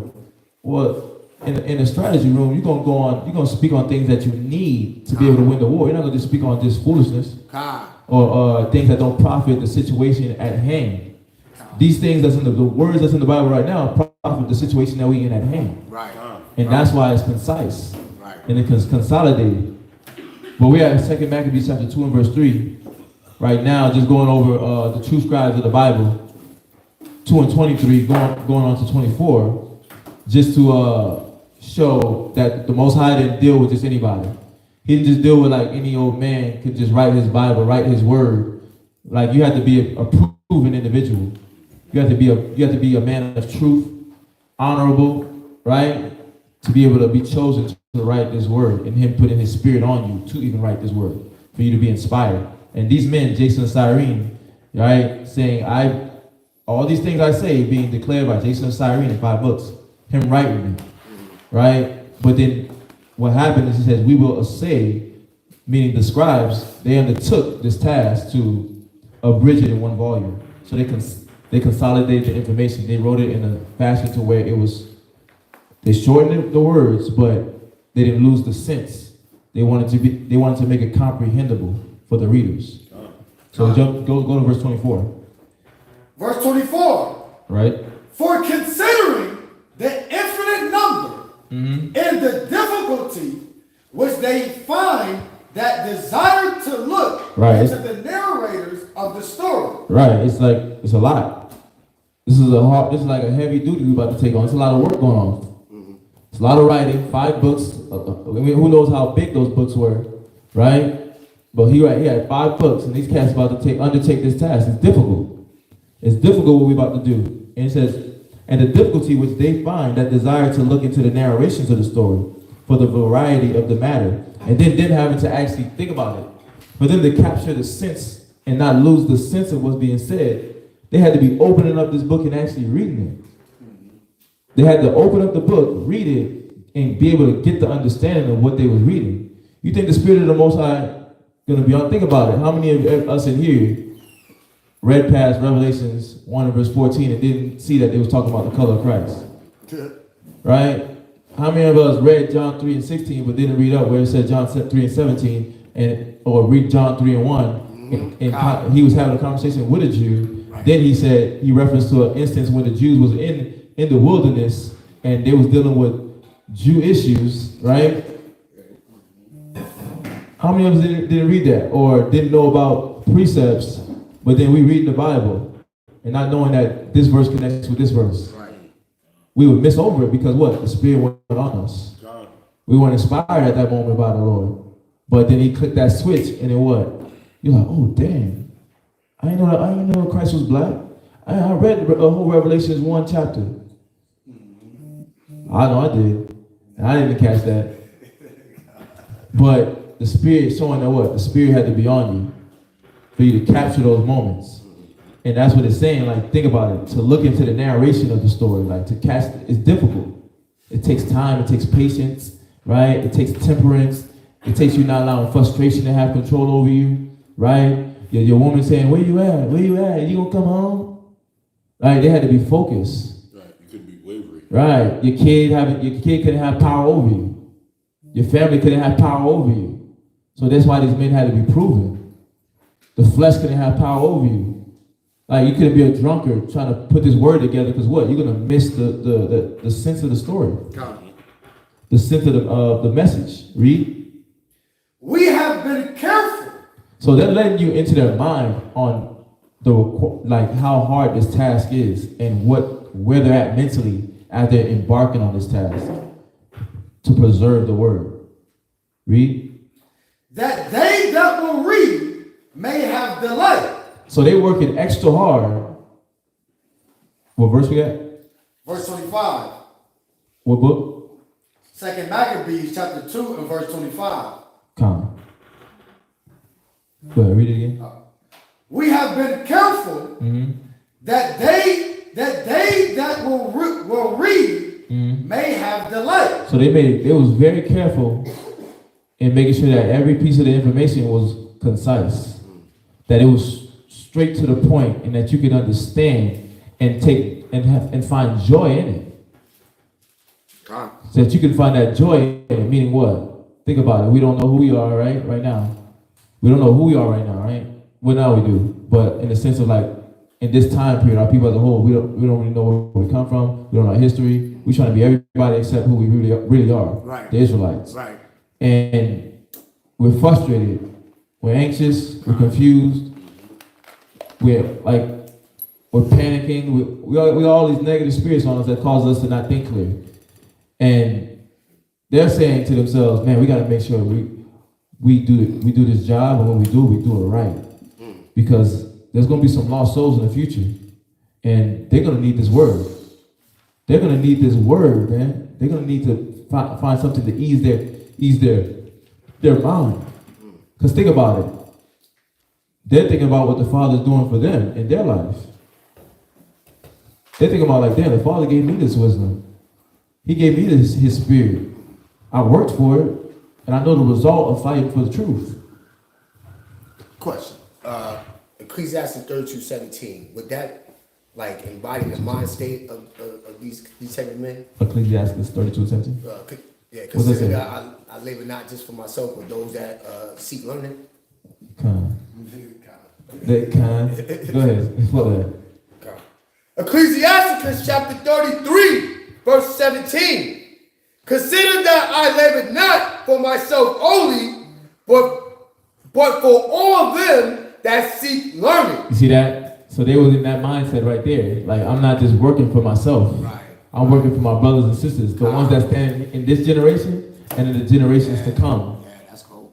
Yeah, so I'm not just fighting and writing down these words. Like, so, again, just reiterating, like, couldn't just be anybody. Like, you think Jake in the world you think Al Sharpton think about us right now? Think about Al. You think about Jesse Jackson think about us right now? You think the Black Lives Matter chick is thinking about us right now? She think about her girl. Right. And her mansion, right? And didn't she get caught up anyways? Yeah, she got caught up. Yeah, she got caught up anyways. Right? They're not thinking about us right now.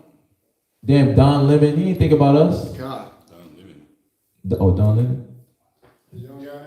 Yeah, Don Lemon. That guy, you know, I mean, that brother right there. But these guys didn't think about us. Look at Chris Brown, right? Chris Brown, you think Chris Brown thinking about you right now? Chris Brown not thinking about it. He said, cats be like, why rich people don't donate money or buy or invest in their communities?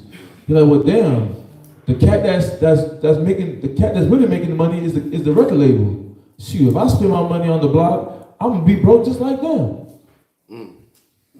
You ain't gotta put all your money. Why don't you teach the people how to get to the level where you at?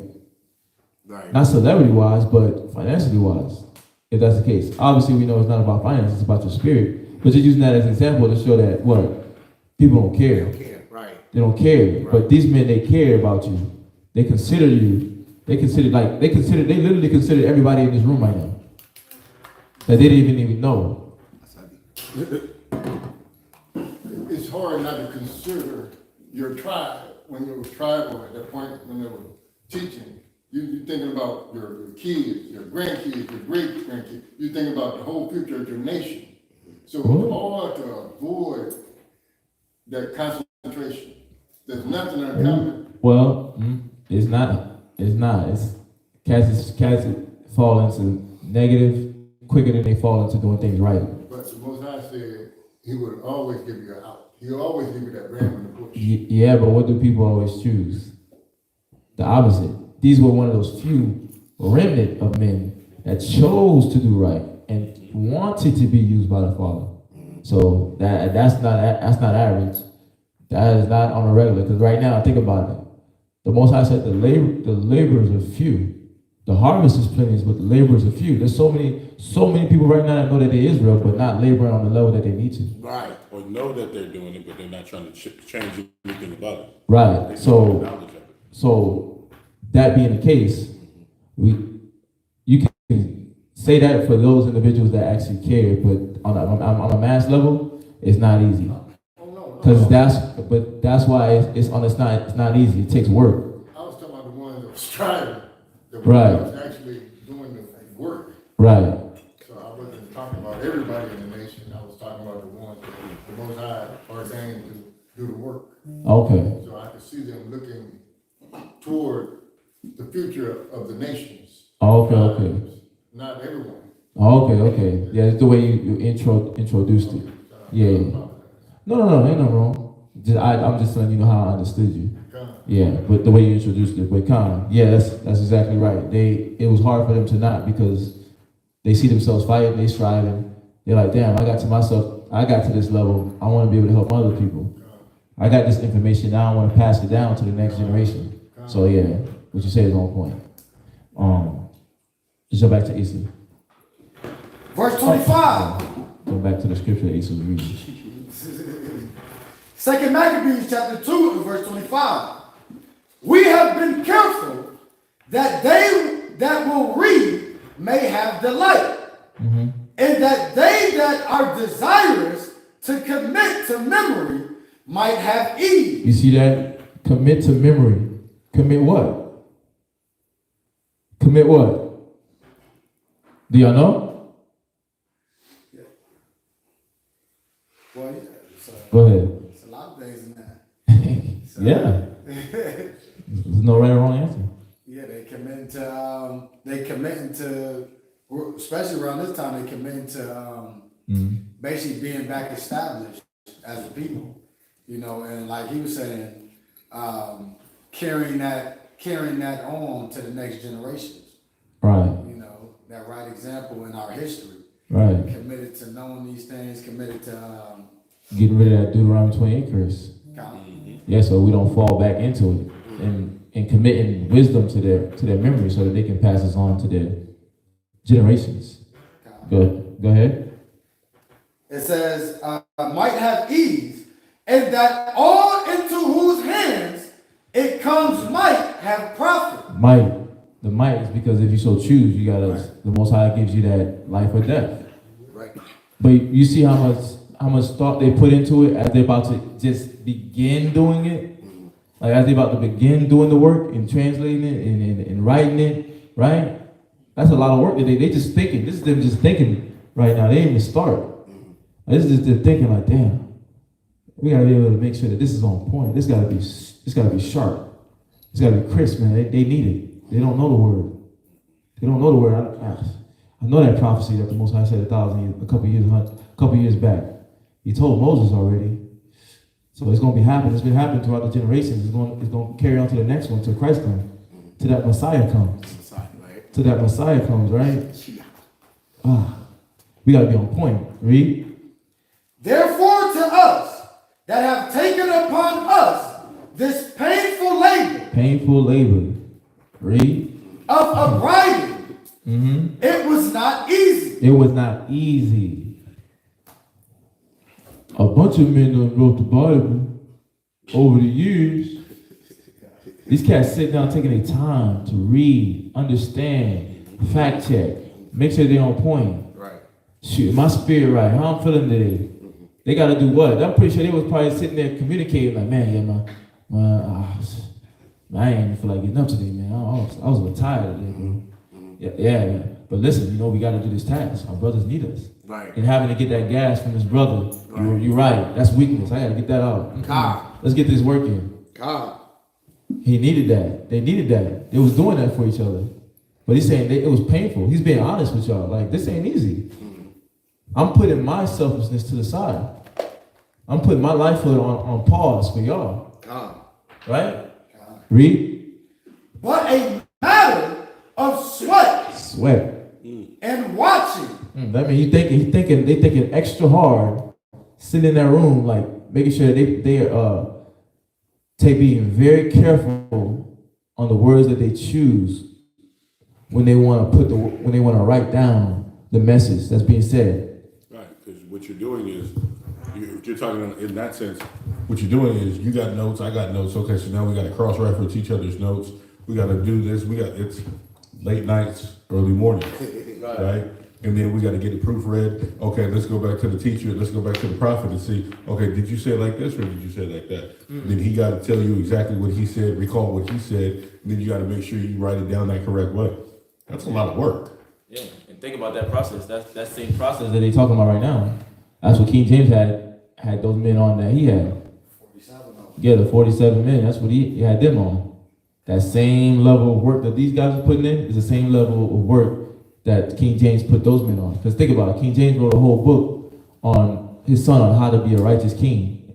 And he talked about putting the Father first, putting the Most High first. So you don't think when he was choosing these men to translate the Bible, he was going off of their stature, obviously their experience, their accolades on them proving themselves, because he said they were some of the best scholars at that time, right? But also, I'm pretty sure he was looking at the character of those men. Where were their cares at? So he wasn't just like, oh, you can write and you top dollar. Now where you at with it? Like where you at with the Father? Because he was trying to make sure things was on point. Right. He was trying to make sure this book can provide for the next generations. Right.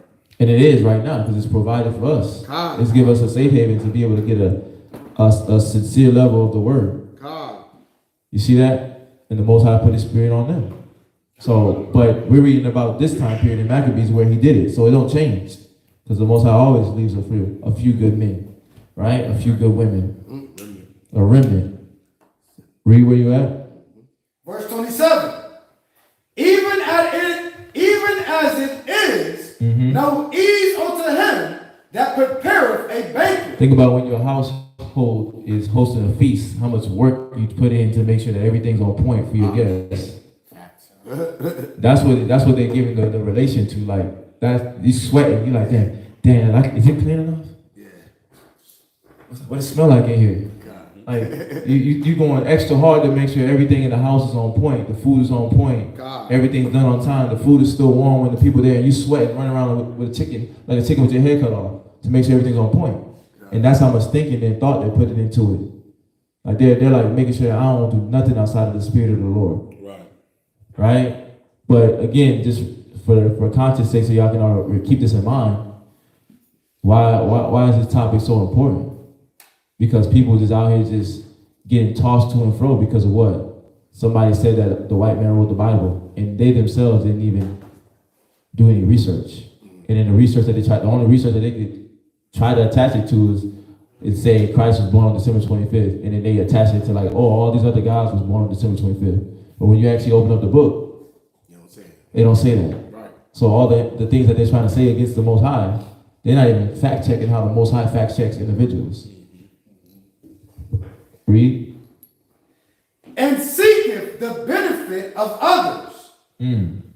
Read. Yet for the pleasuring of many will we undertake gladly. Gladly. Oh, this great pain. Great pains. It's tireless. Right? And who knows? Think about it. This is Maccabees. They were fighting left and right, going to war left and right. Right? People trying to stop them from saving the people left and right. So they put in this work while all that's going on. And look at the mind state that he had. Read that last precept again. We will undertake gladly. Wait, they were sorry? Gladly. They were angry? Gladly. Resentful? Gladly. That's the work that they were doing. They were doing the work of the Most High. They were putting in a brick, but what was their spirit behind it? Right. Why did the Most High choose them? Because they did the work what? Gladly. Because they did the work gladly. Yeah. That's how and that's why they're comparing it to a banquet. Right? We call it soul food, right? Right. Why? Because when you're cooking a banquet, when you're cooking that soul food, you put your spirit into it. God. That's when you know, dang, that sister put some love in that. She put some funk in that. Woo! Right? And that's the same type of spirit there. That's soul writing. That's soul scribing. And that's what they were doing. They were like, man, this is going to be some hard work. Heck yeah, let's do some more. Right? And that's the spirit. That's why the Most High's like, see, you my ninja. That's why I chose you, boy. Go eat, get it, boy. Right? And that's the spirit. That's the type of excitement and love that you gotta have for that hard work. You know what I mean? God. Go ahead. We will undertake gladly this great pain. And he said it was a great pain. Yeah, the task is gonna be hard, but listen, give you some more. And that's the mindset that these men had. And that again, this is showing you that it wasn't easy. It was hard. It was tedious. But the spirit behind doing this work to show that the Most High is right. Listen, I'll do it. Give me some more. God. Go ahead. Leaving to the authority. Leaving to the author. The author. God. So look. So they explained to you when they was using the word abridged, they were using the word assault, they undertaking this task, and then I'm making sure that it's concise to what the author's message. I'm making sure everything's complete with what the author was trying to say, the message he was trying to give off, which was obviously the message that the Most High put in his spirit. God. Read. Leaving to the author the exact handling of every particular. So they was meticulous, sentence for sentence, word for word, comma for comma, right? So they was making sure everything was exact to the T. Nothing was like off. Like I'm not slightly getting the message right. I'm not slightly tilting like, okay, you know what? I feel like the 100 sentences I've been on point, making sure I'm being steady in my mind, I'm being careful. And you know, it's okay to be on this like, you know, 101 and just, you know, wrong word, you know, but yeah, I can let that one go. Right, you couldn't do this job. This meticulous job, you couldn't be robotic. You couldn't do it robotic. You couldn't be like, okay, no. Dang, okay, that T is off. I gotta line that up. Okay, make sure this is right. This was meticulous, hard laboring work. Because why was that? Why is he pointing that out? Why is that important? Because we ourselves do a lot of things. What you said, it have spirit, right? Right. That's what we do, and that's what we do with our jobs. These men who are faithful, again, when you look that definition up, they didn't have that half-spirited job. But you gotta keep that in your conscience for the sake of like understanding that somebody shouldn't be able to walk up to you and in your mind tethered with the thought of like, well, damn, did the white man write the Bible? Like you shouldn't be able to play with your thought on any level or whatever they might come with. Right. You know, I haven't really watched anything in a while because I'm pretty sure they're saying other things outside of the examples that we gave. But like just different things. Like they shouldn't be able to come with different like weird knowledge. Right. and it's make you sway left or sway right, make you want to be Islamic or make you want to be damn Buddhist or follow Krishna. Oh yeah, I had this is so heavy, this class, because the last person I dealt with, a lot of brothers that, being a Mac, they know the Hebrew brother that jumps off into the quasars and telling you that you don't need to be around them brothers and stuff like that, right? But I know I'm so locked in and locked into with this basic instructions that everything that he was jumping around to the quasars, okay, all right. That's To the point where the brother actually had to buy a bottle. Right. Yeah, you know what I mean? Because ain't wavering. Right. Yeah. Yeah. And it's overdue. Hey, all right, long overdue. But you gotta be sound in what you believe. God. And that's the goal of this class, like to help you be sound, like and have ammo to understand that nobody should be able to come up to you and make you think second question the Bible, because God didn't just choose average men. The Father didn't just choose anybody, and these men, when they undertook that task, they're letting you know first-hand account how they approached you. And this is consistent throughout all the ages of different men that the Most High used to create the Bible, or not, excuse me, wrong choice of words, write the Bible, right, for him. So, read on. Leaving, verse 28, leaving to the author the exact handling of every particular, and laboring to follow the Laboring to what? Laboring to follow. Follow. A lot of people don't like to do that, but these men letting you know, because they're men of the Lord, they're humble, they're meek, right? They're willing to take instruction to follow what? The rules. The rules of what? Of an abridgment. So they had rules on how they actually would even concise things to make sure that they don't take away from what's being said. But what scripture does that sound like? Go to it. Revelation 22 and 18. Revelation 22 and 18. And then we're going to get 1 Corinthians 11 and 2. Read the Revelation 22 and 18. Revelation chapter 22, verse 18. For I testify unto every man that heareth the words of the prophecy of this book. Right. If any man shall add unto these things, so the Most High shall add unto him the plagues that are written in this book. Oh, you're going to get checked. A bad butt whooping. God. Father going to put you to sleep. Right? You're going to be messed up. And they understood that. But obviously, they wanted to just do right, period. But alongside that, that's a little motivation. Because nobody don't want no check from the Father. Right. Right? But they understood that, well, you can't add to the word. God. Read. Verse 19. And if any man shall take away from the words of the book, and if any man shall take away from the Somebody else? And if any man shall take away from the words of the book of this prophecy, right, which is the Most High's, read. The Most High shall take away his part out of the book of life. Oh yeah, you ain't getting in there. You gonna be judged. That fire at 2/3. You gonna get blazed. The Father's gonna blaze you, man. And they understood that, so they had to follow the rules of how you concise information. Read. And out of the holy city. And from the things which are written in this book. Oh yeah, you ain't gonna get none of the blessings. You ain't gonna be able to be a partaker of the goods. You gonna get all the opposite of a blessing. Because why? You trying to add and take unto from the word of the Father. And that's what these men understood. And this was the spirit that they was rolling in. Read that 1 Corinthians 11 and 2. 1 Corinthians chapter 11, verse 2. Now I praise you, brethren, that ye remember me in all things. All things. That means you have to follow everything meticulously. Like precise, like step by step. Detail by detail. Line by line.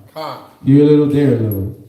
Read. And keep the ordinances as I delivered them to you. Yeah, and the ordinances is an order. It's a direct order of what to do and what not to do. So he says, keep them as they were delivered to you. Jump back to that Maccabees. Real quick. Read that part again, that last part. Last precept. It says, last precept in verse 28, and laboring to follow the rules of an abridgment. Right, an abridgment. And then we know that abridgment is you consolidate the information while still keeping the essence of what was being said and keeping it comprehensible. Read. For as the master builder of a new house must care for the whole building. Mm-hmm. But he that undertaketh to set it out. Right, and we know the Most High, he cares for all Israel, right? And he wants us all to be saved. God. But we gotta have that care ourselves as well. But he's making sure that the information is there for you to thrive. Read. And painted. No, read that part again. It says, but he that undertaketh. Go ahead, read it from top again. But he that undertaketh to set it out, right, and paint it, must seek out fit things for the adorning thereof. So he's saying that, but the person that the Father puts on this task, they gotta make sure that they're putting the right things in it. Things that's in there that's gonna beautify. I mean what? Enlighten the people, like you were saying above. So that your mind can receive the information and see what it's there for. Right. And you can be able to receive the word. And it's clear, and it's like no shadow of a doubt. Right. Thou shalt not hate thy brother in thy heart. Clear as day. Thou shalt not know the powers before me. Clear as day. Right. Right? God. Thou shalt not commit adultery. Clear as day. God. Right? And if you need to understand the aspect for a man, clear as day. Right. Right? So the Most High lets us know all this information. Clear as day. Right. Read. Even so, I think it is with us. Like the Most High put it in my spirit to do what? Read. To stand upon every point. To stand upon every point. To keep that validity, that power. That's that Matthew 5:17. Not one jot, one tittle shall in no wise go through the law till all be fulfilled. Right. On every point. Every point. Why? Read. And go over things at large. And to be curious and particulars belonging to the first author of the story. So they're trying to make sure they get the sense. I want to get the sense of everything. Like, I'm not trying to, like, you know how he was just saying earlier, how he had all these books, but he got they took the exact information that was needed from it. The rest of that stuff, that's for the altar. Okay. Yeah. Yeah. Read. But to use brevity. And they explain that part just to make sure you get the clarity of it. Brevity. Let's go. I'm gonna go to the definition of brevity for y'all. And y'all can write it down. Just to show you that's exactly what he was talking about, Bakar. Brevity.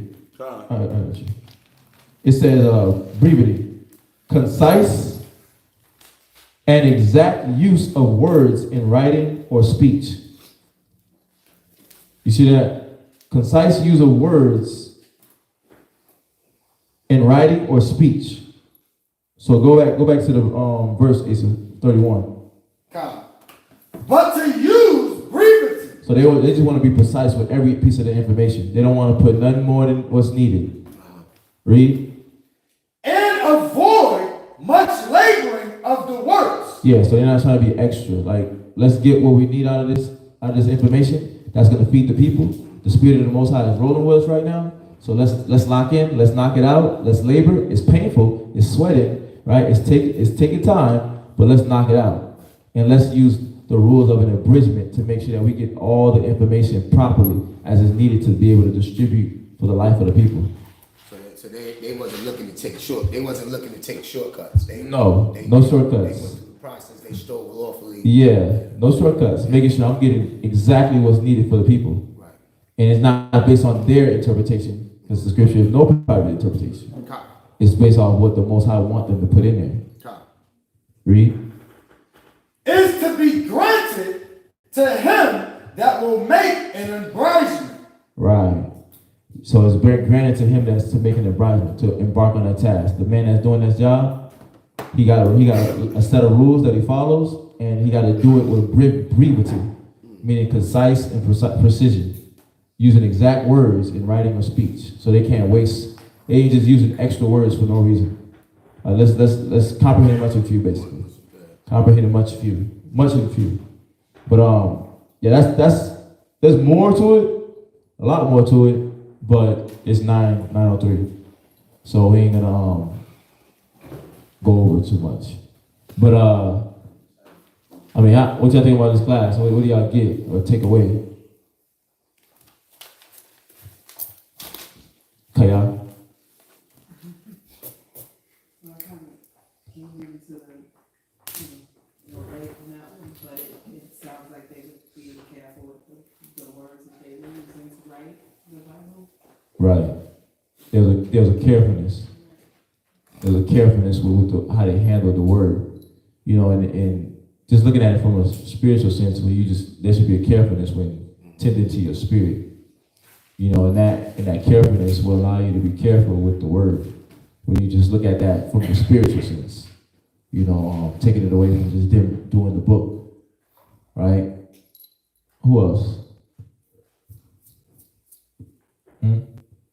Everybody else done? Okay. Go ahead, Mr. Collins. I seen from the womb, I seen from the youth, I seen the dedication, and I'm pretty sure they was tested the whole way. Right. But the Most High did tell him he would give them out. So he always had them amongst each other, studying and proving themselves. And it seemed like all of them, they had this fire about them because they knew they had to get it right. Right. Yeah, you have to get it right. Everything had to be on point. Rock 'em out. What I just got was,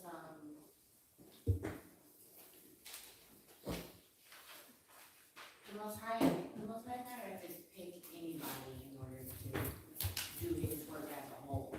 Right. He's gonna call on his life to do the work of who he thinks is capable of doing what he needs to get done.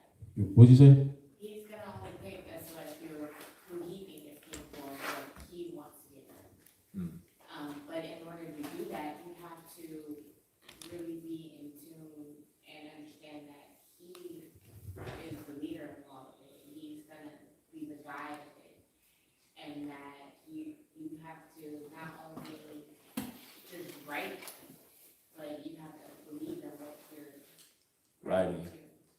What you're writing down, that's the only way he's gonna be able to work through you, because you believe it and you see the necessity, the gravity of it, and that's why they was letting y'all know how they felt while they was doing that work. Like, man, it's necessary, but I gotta do it. I gotta do this for my people. They need it, and that's what they felt. Like that Jeremiah 8:21 where he said, "For the hurt of the daughter of my people and my hurt." So they felt the people's pain. They felt the pain because they was going through the same pain. But they was like, nah, we gotta knock this out. Because when we together, we're better. When we against each other, we're weak. And they need to know this information. They need to know this history. So, calm. But yeah, that's the end of class. Tell everybody shalom on the YouTube. Shalom. Tap it. Oh, right? Shabbat shalom. Do I just X? Do I X up? Yeah. Actually, I want to stop streaming. You want to share? Your hand, please.